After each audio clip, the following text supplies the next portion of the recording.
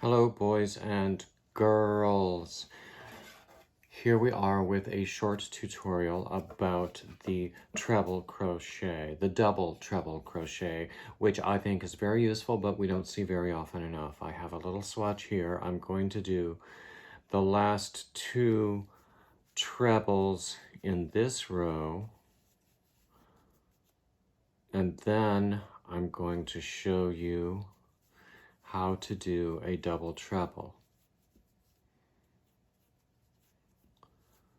Don't worry about the turning chain. Okay, we yarn over 3 times. Insert, pull through, and yarn over, pull through 2, yarn over, pull through 2, yarn over, pull through 2, yarn over, pull through 2. Yarn over 3 times.